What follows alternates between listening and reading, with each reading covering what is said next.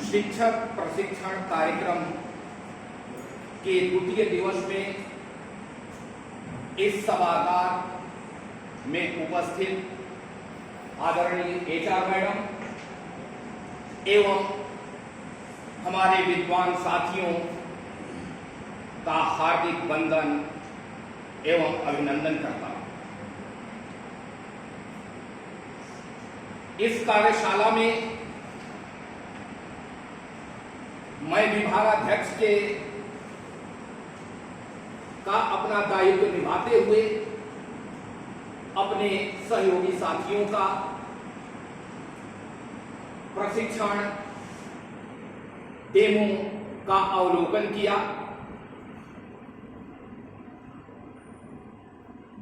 मैं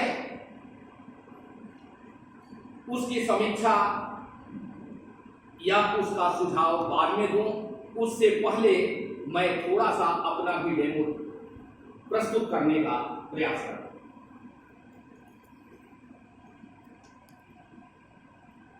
जब प्रशिक्षण प्रारंभ हुआ तो मैं एक शिक्षक और आप विद्यार्थी और यह सभागार एक कक्षा के रूप में हम लोग मानकर चल रहे हैं। बच्चों, विश्व में जो भी प्रयोग होते हैं वे दो प्रकार के होते हैं। एक प्रयोग होता है जिसका परिणाम निश्चित होता है, जो कि प्रयोगशाला में किए जाते हैं। जैसे यहां हम लोग भौतिक विज्ञान प्रयोगशाला में उपस्थित हुए हैं। भौतिक विज्ञान के जो प्रयोग हैं, अगर हम प्रकाश का प्रयोग ले लें तो सभी विद्यार्थी जब प्रयोगशाला में जाते हैं तो उनका रीडिंग जब कांच के गुटके का अपवर्तनांक निकालते हैं तो हर विद्यार्थी का एक ही परिणाम आता है, वह होता है 1.5। क्या किसी विद्यार्थी का परिणाम भिन्न भिन्न होता है? आप मास्टर अतुल जी, क्या आपने जब कांच के गुटके का अपवर्तनांक निकाला था तो आपका परिणाम कितना आया था? 5 आया। आपका मास्टर उमेश जी, आपका क्या आपने सही सिद्धांतों का सही तीनों का प्रयोग किया था? नहीं किया था। मीन्स अगर सही सिद्धांतों का प्रयोग नहीं करेंगे तो आपका परिणाम गलत आएगा और इस परिणाम के आधार पर आपके प्रयोग को गलत सिद्ध करेंगे आपके परीक्षक। अब मैं रसायन विज्ञान प्रयोगशाला में लेकर आपको चलता हूं। इस प्रकार यह पहले भौतिक विज्ञान प्रयोगशाला में कि अगर सही ढंग से हम सिद्धांतों का प्रयोग करें तो प्रत्येक परीक्षण में उसका परिणाम निश्चित प्राप्त होता है। अब चले सोडियम क्लोराइड और सिल्वर नाइट्रेट का विलयन अगर हम लोग मिलाते हैं तो उसका अवक्षेप कैसा प्राप्त होता है? मास्टर मिलेंद्र बताएंगे। सफेद अवक्षेप प्राप्त होता है। आप क्या कभी प्रयोगशाला में गए हैं रसायन विज्ञान के? सुनिए, आपका अवक्षेप कैसा प्राप्त हुआ था? व्हाइट ही प्राप्त हुआ था, सिल्वर। आप सतीश जी, व्हाइट मिला। क्या कोई ऐसा विद्यार्थी जो प्रयोगशाला में गया हो उसका अवक्षेप सफेद के अतिरिक्त कोई रंग प्राप्त हुआ हो?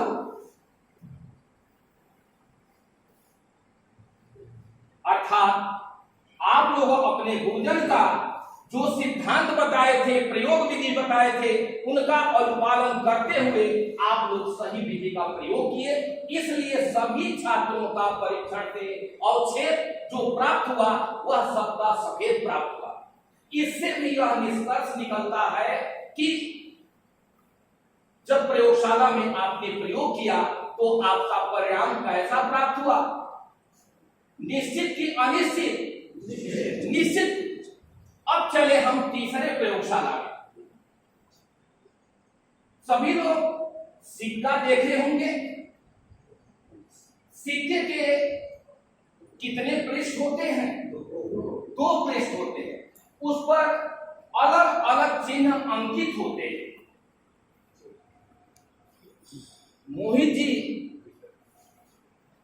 एक पृष्ठ पर अंकित चिन्ह को आप बताइए। उसमें उसका मूल्य लिखा होता है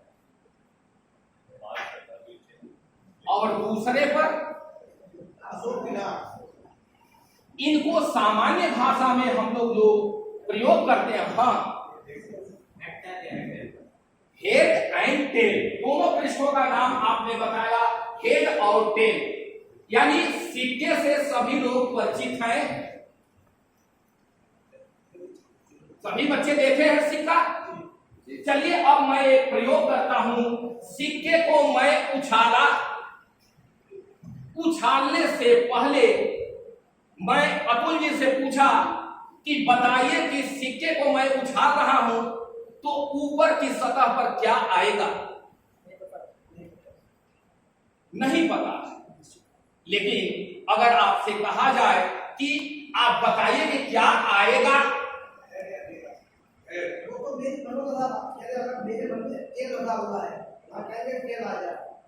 आ जाए।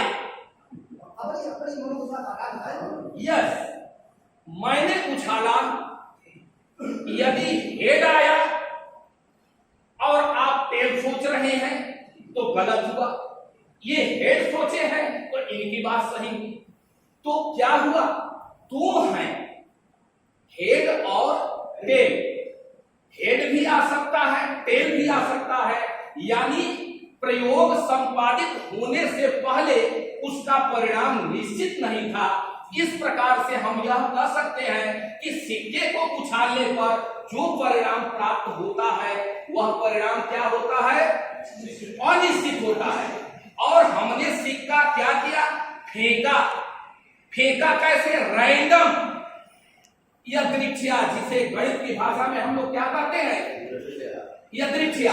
और उसके जो परिणाम आए वो क्या है? उसकी संभावनाएं। वो क्या है? संभावनाएं। और इन संभावनाओं का अध्ययन हम लोग जब गणित के अंतर्गत करते हैं तो उसे हम प्रायिकता कहते हैं। तो बच्चों, आज का मुख्य टॉपिक गणित के अंतर्गत संभावना, जिसे हम लोग प्रायिकता के नाम से जानते हैं। अब प्रश्न उठता है कि इसके अंतर्गत हम लोग क्या अध्ययन करते हैं। इसका विषय वस्तु क्या है? प्रायिकता के अंतर्गत केवल यादृच्छिक प्रयोग का अध्ययन किया जाता है। जो निश्चित परिणाम होते हैं वह प्रयोगशाला अनुसंधान केंद्रों पर किए जाते हैं। वह इसका विषय वस्तु, क्योंकि वह निश्चित है, इसलिए उसका एक ही परिणाम होता है। वो चर्चा अभी हम लोग आगे करेंगे। अब प्रश्न उठता है, जब आपने सिक्का को उछाला तो उसकी 2 स्थितियां हैं। पासा आप लोग देखे हैं? यस। पासे पर अंकित अंक जो होते हैं वह कितने होते हैं? 4। जो मानक पासा होता है उस पर अंकित अंक, उससे पहले उसमें कितने फलक होते हैं? जैसा कि अभी हमारे सहयोगी घनात पढ़ा रहे थे, घन पढ़ा रहे थे, मैं कोरिलेट करने में समय नहीं लेना चाहता हूं। तो अंक 6 अंकित होते हैं। नाम बताएंगे भिन्न भिन्न फलकों पर कौन कौन से अंक अंकित होते हैं। अभिषेक जी, 1 2 3 4 5 6 6 फलक होते हैं, 6 अंक अलग अलग भिन्न भिन्न अंक उस पर अंकित होते हैं। अगर हम पासे को उछाले तो उस पर कौन सा अंक ऊपर आएगा, यह कोई बता सकता है? निश्चित नहीं है। जब निश्चित नहीं है इसका परिणाम, तो इस प्रयोग को क्या कहेंगे? यादृच्छिक प्रयोग। इस प्रकार से सिक्का हो गया, पासा हो गया। तीसरा जो आता है, हम लोग दूर रहना चाहते हैं, लेकिन बच्चों जिस समय सिलेबस में हम लोग पढ़ते हैं तो एक आता है ताश की पट्टी, उसमें भी संभावनाएं यही होती है। इस टॉपिक को छोड़कर हम लोग 2 टॉपिक पर आ जाए। पहले हम ले रहे हैं जो हम लोग सिक्के को पे उछाले थे, फेंके नहीं थे, उछाले थे, तो इसमें क्या क्या प्राप्त हुआ था? स्थिति आपने बताया, हेड और टेल। हेड को हम H से और टेल को T से प्रदर्शित करते हैं, जैसा कि हमारे साथी बताए। जब ये भिन्न भिन्न गणित के शाखाओं को जोड़ते हुए इन्होंने एक ढंग बताया कि कैसे इनको क्रमिक ढंग से लेकर के उनका टोटल ढंग, उसको भी समाहित करना चाहूंगा। हेड और टेल इसकी संभावनाएं हैं। अब इन सबको एक साथ मिला दिया जाए और इनको रखें। जब इनको एक साथ, सारी संभावनाओं को एक साथ कर दिए तो यह एक समुच्चय बना। अब क्या है, ये घटना थी, ध्यान दें, वह एक समुच्चय था, वह विधियों की, क्रियाओं की, यह घटनाओं की है। इसलिए इस घटना को हम इवेंट से लेकर के लिखते हैं। इन अवयवों को मिलाकर जब रखते हैं तो जैसा कि आपने बताया कि समुच्चय, तो समुच्चय के वो लिखने की जो विधियां की 2 विधियां, तो इसको जब हम लोग सूची विधि के अंतर्गत लिखते हैं तो curly bracket H and T, ये टोटल संभावनाएं आ गई। अब जब टोटल लेते हैं तो सेट थ्योरी में ही आता है कि जब सभी को ले लेते हैं तो वह यूनिवर्सल होता है, समष्टीय होता है। इसलिए यहां पर जब हम ए लिए हैं तो इसको हम लोग इस सैंपल स्पेस के रूप में प्रयोग करते हैं। अब प्रश्न उठता है कि इनमें कितने अवयव हैं। जिस समय समुच्चय सिद्धांत में कार्डिनल नंबर कितने विद्यार्थी जानते हैं?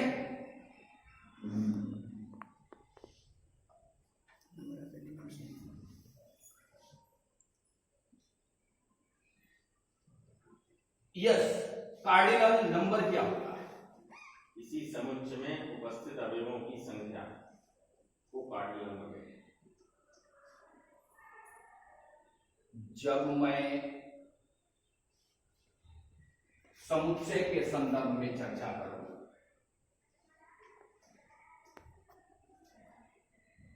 तो यह परिभाषा सत्य है।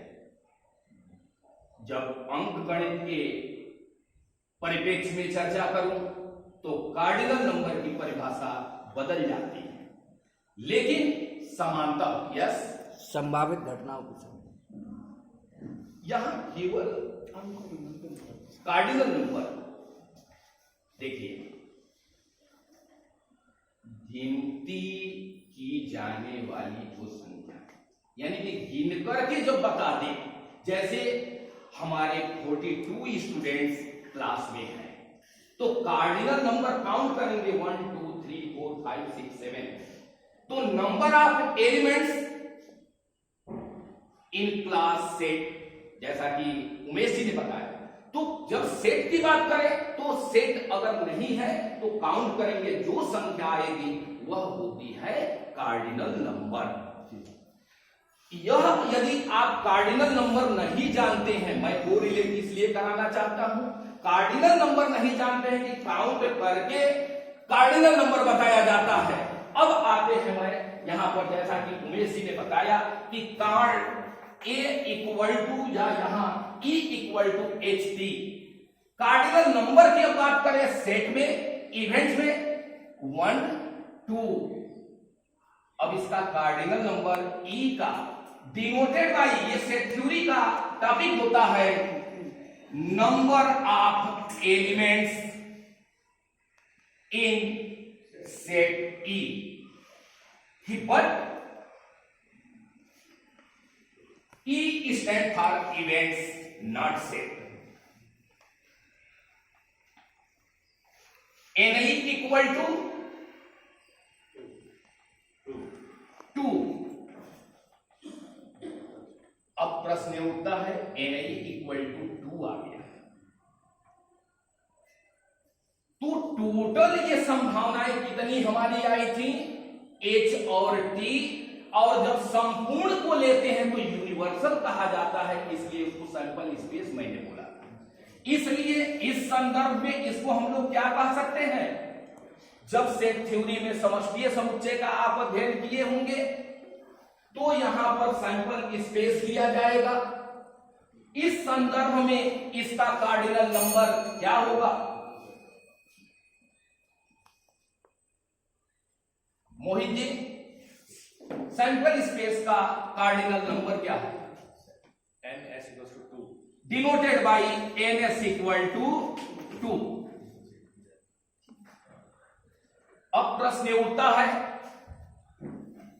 एक छात्र ने बताया कि हेड आएगा और एक ने बताया कि टेल आएगा। एक की घटना इवेंट E1 या EFG सुफिक्स लगा दे, या इनकी कस्टमरी रीति रिवाज में होता है E लिख दे, F लिख दे, G लिख दे, H लिख दे। लेकिन पहली घटना को E1 क्या है, H है, E2 क्या है, T है। क्या H और T के अतिरिक्त भी कुछ हो सकता है,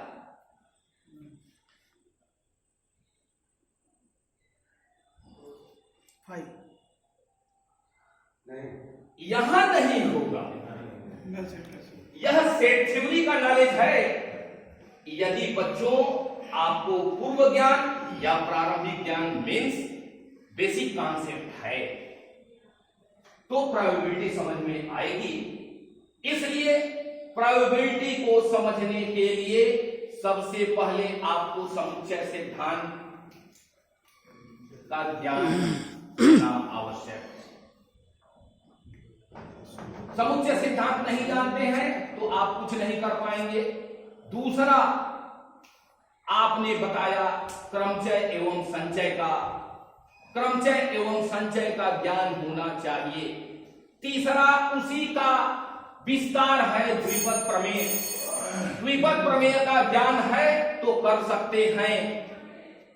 तत्पश्चात आती है सांख्यिकी। सांख्यिकी का ज्ञान है। ये कम से कम 4 विषयों का गणित की शाखाओं का ज्ञान हो तो प्रायिकता का अध्ययन आप कर सकते हैं। प्रायिकता एक छोटा यहां पर दिखाई दे रहा है, एक सिक्के को उछालकर मैं बताया, लेकिन ये प्रायिकता आगे चल करके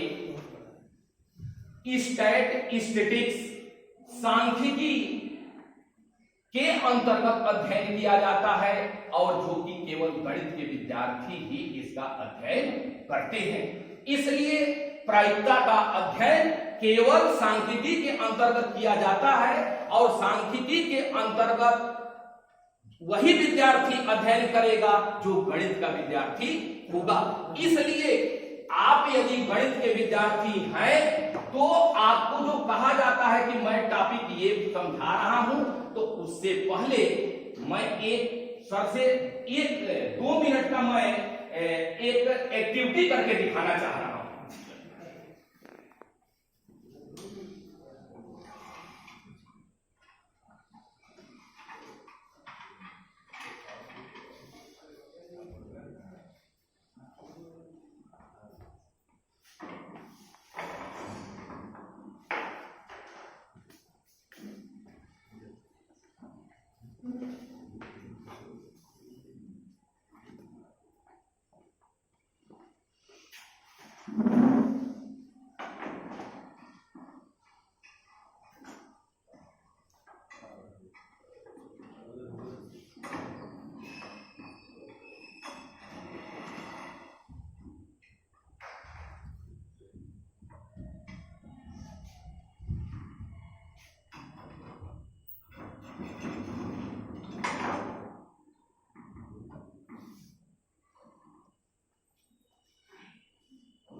ये 3 स्टैंड मेरे पास है। इसमें जो क्लैंप भिन्न भिन्न ऊंचाइयों पर फिक्स किए गए हैं।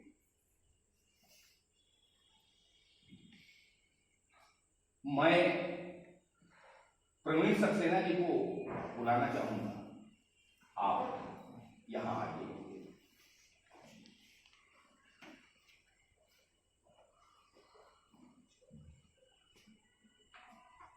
इस क्लैंप का दायित्व आपको मैं दे रहा हूं।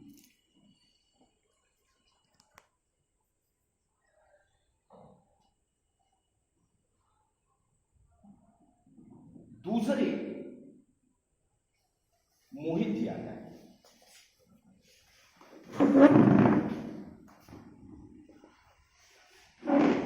दूसरे नंबर का दायित्व आपके पास है। और तीसरा सत्येंद्र जी आ जाए।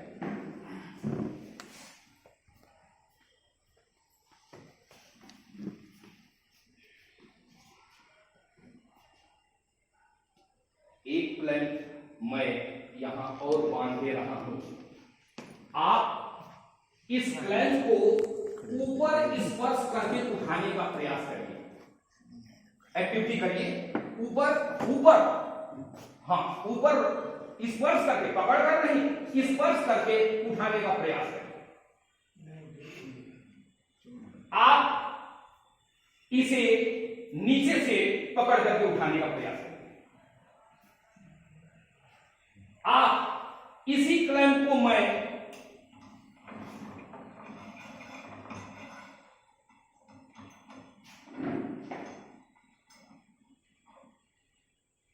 यहां अपनी हथेली रख करके, हथेली रखिए, नहीं, हाँ, उंगली को अंदर करिए, नीचे रखिए सतह पर।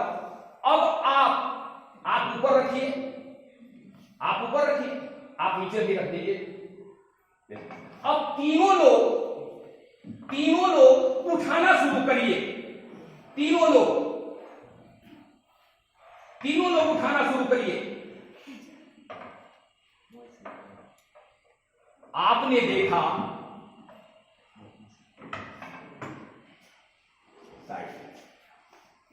आप लोगों ने देखा ये तीनों एक जैसे प्लैंक हैं। यह विद्यार्थी मान ले या अपने सब्जेक्ट का सिलेबस मान ले, जब मैं स्टूडेंट के लेवल के या उस सिलेबस या विषय वस्तु के ऊपर से चलेंगे तो मैं कभी भी बच्चे को सिखा नहीं सकते। देखा आपने। दूसरा, यदि बच्चे के सतह अगर वह जानते हैं तो इसके नीचे से हम जितनी, अगर इसके नीचे से चल रहे हैं सतह मालूम है तो इसके नीचे से जब उठाएंगे तो जितनी ऊंचाई तक हमारी ताकत होगी उठाकर रख देंगे। इन्होंने भी, सत्येंद्र जी ने भी यहां से उठाने का प्रयास किया, लेकिन जो ये उठाए अभी ये नीचे से यात्रा पूरी कर रहे हैं, करते करते गए, फिर ये भी उठाना शुरू किए। अब प्रश्न ये उठता है, यदि विद्यार्थी का लेवल या प्रीवियस नॉलेज इस लेवल का नहीं है तो हम नीचे से कैसे उठाएंगे? नहीं उठा सकते। अब प्रीवियस क्लास की जहां तक बात है, जैसा कि मैं उल्लेख किया कि सेट थ्योरी नहीं आती है, परम्यूटेशन कॉम्बिनेशन नहीं आता है, बाइनोमियल थ्योरम नहीं आता है और स्टैटिस्टिक्स नहीं आती है, तो क्या करें? अगर बच्चे को 3 चीज आता है, स्टैटिस्टिक्स नहीं आती है, तो मैं थोड़ा सा नीचे आया उठा लिया, थोड़ा सा नीचे आया उठा लिया। लेकिन कोई बच्चा अगर कुछ नहीं जानता है तो मुझे यहां से यात्रा करनी पड़ेगी। यात्रा करते करते मैं भी पहुंचूंगा, उठाऊंगा, लेकिन समय बीत जाएगा। मीन्स सबसे जो अहम भूमिका होती है शिक्षक की, परीक्षण करके किस लेवल पर स्टूडेंट है। पढ़ाया सबको जा सकता है, लेकिन उसका परीक्षण करके अगर थोड़ी बहुत समस्या है तो हमको पूर्व ज्ञान को लेकर के उसको वहां तक पहुंचे, तब आगे की यात्रा करें। यदि इस एक्टिविटी से, अगर इस एक्टिविटी से, क्रियाकलापों से अगर हम लोग अपने शिक्षण विधि को जोड़ें तो क्या हम लोग अपना सकते हैं इसमें से कौन सी विधि जो कि बच्चों को सफल बना सकते हैं? तो ओके, मैं एक छोटा सा एक्टिविटी के माध्यम से how to teach to student with quality 10:45 पर हम सभी लोग